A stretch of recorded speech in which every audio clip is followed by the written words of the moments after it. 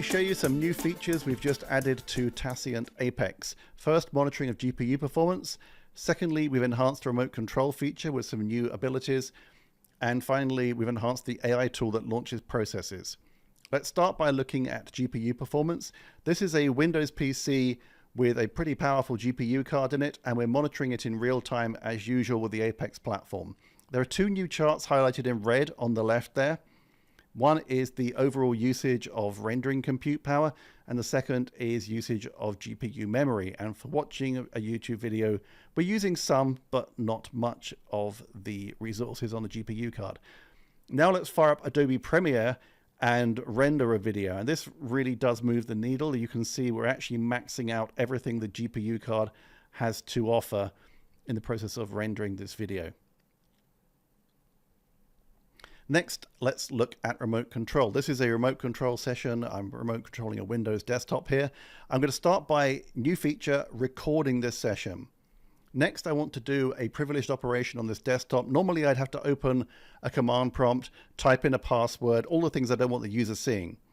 New feature, if I have permissions to do so, and you can see they have to be enabled there, I can use this new button on the toolbar, which instantly launches an elevated command prompt inside this session.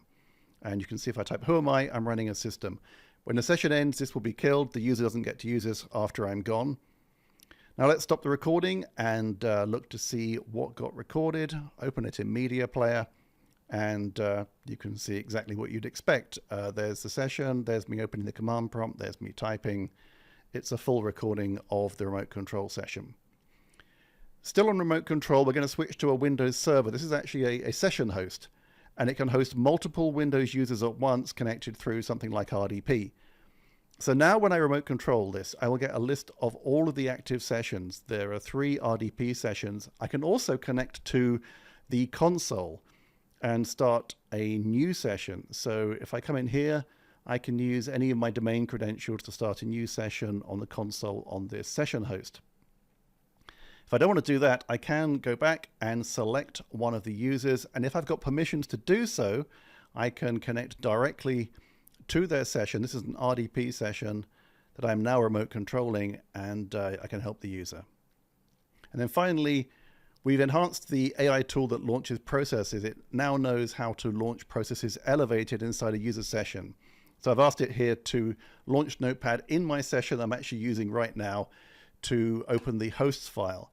If I click allow, you can see that I'm in the hosts file, but because I'm elevated, I can actually save these directly from Notepad. Normally, I would not be able to do that.